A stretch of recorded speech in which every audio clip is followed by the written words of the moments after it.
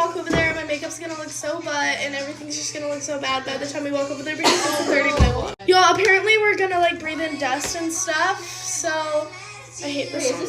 Y'all, I forgot foundation, so that's not happening today. So just don't mind that. So I lost like all my makeup like last week, so my makeup bag's like empty and we're like barely getting ready today. So like we're just gonna have to survive and it's gonna be okay.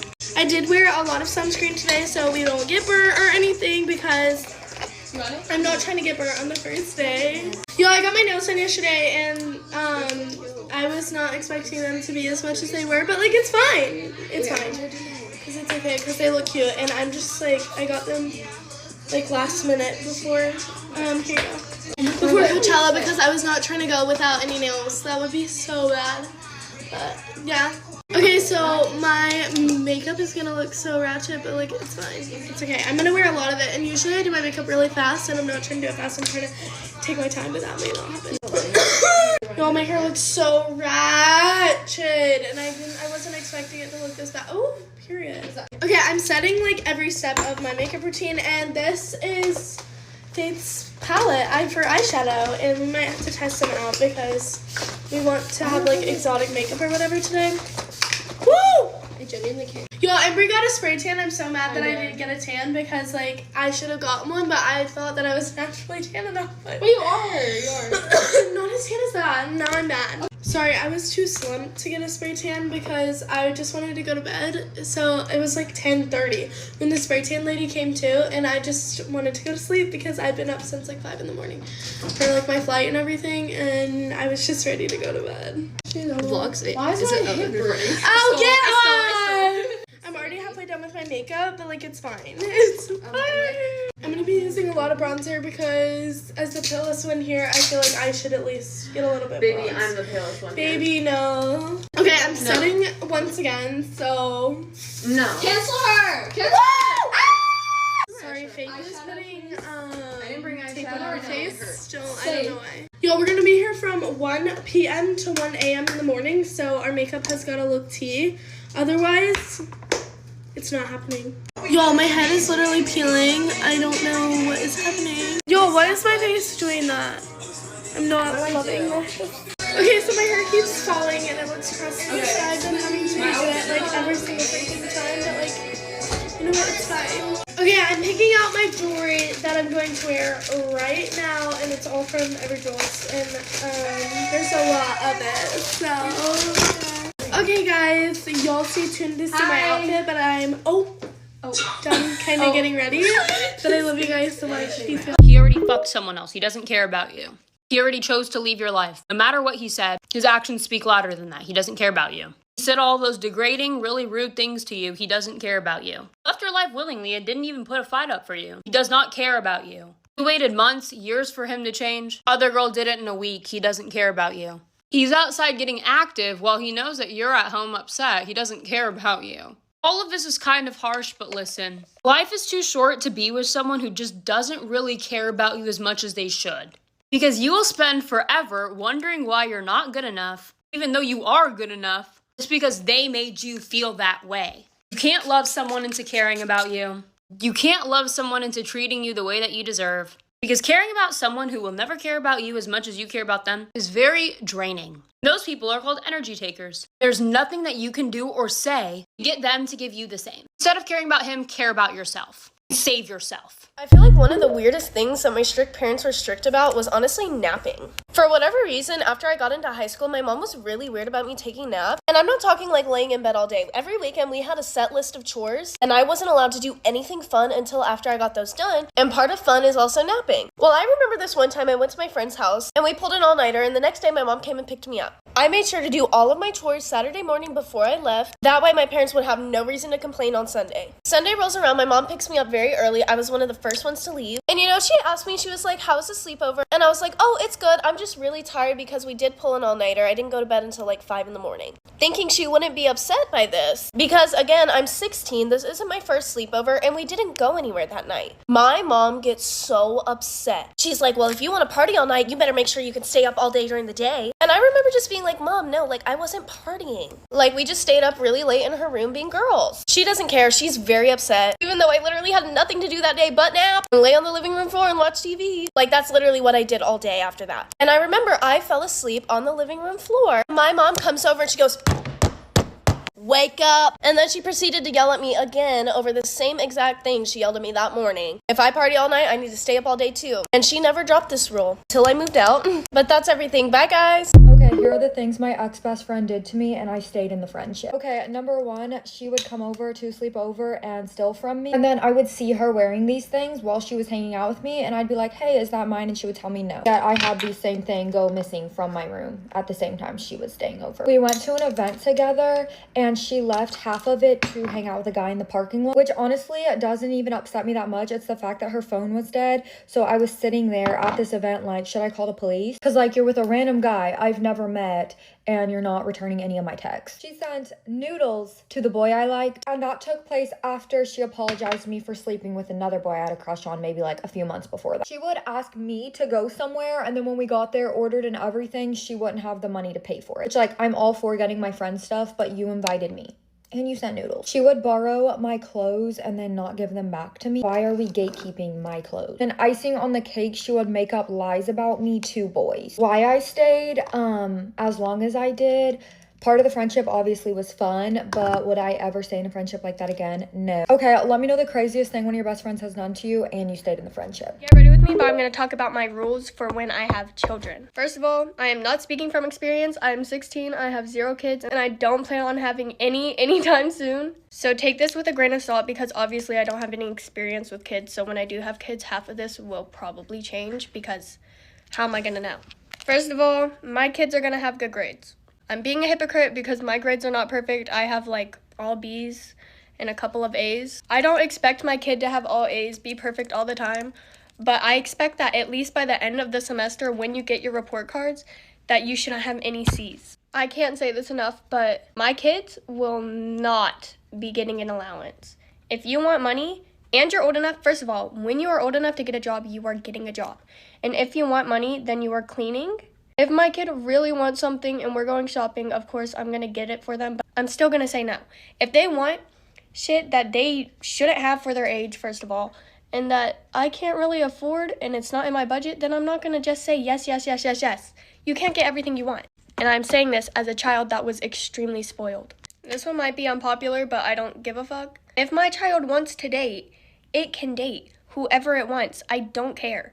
Unless, like, I know that the kid that they're dating is, like, a really bad person. But if they want to date someone, why not just let them live their life and date people? Obviously, no sleepovers, none of that. But if they want to date, they want to go to their partner's house, they want to have fun with their childhood, let them have fun. I want my kids and my kids' friends to feel safe in my household.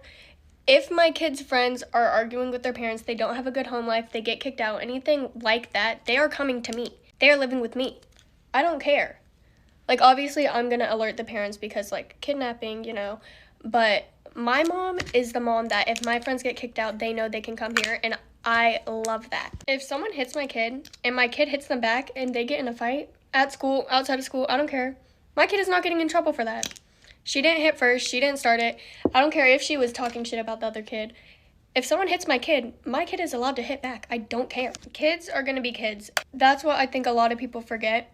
A kid is going to experience, especially in their teenage years, they're going to experience going to parties, drinking, and obviously I'm not going to allow that. But if they do, I would really much rather it be in my house. It's legal for a kid to drink in their house with a parent. I don't want the is okay with me, just not anywhere but my house. And something my mom does that I actually really like is that when explaining to me a bad situation, she explains it to me from personal experience. Instead of just like fuck around and find out, she's telling me what she personally has gone through. And I think that's really smart. My baby, my prepubescent little tiny child, 2 years old baby, will not be dressing like a fucking hooker. I'm sorry if that came off wrong, but my baby is going to dress like a baby. It's going to be wearing ruffles and rainbows and look adorable. It's not going to be wearing a crop top and a mini skirt. Obviously, like I said at the beginning of the video, I have no experience with kids. I'm not a mother. I'm an older sister, though.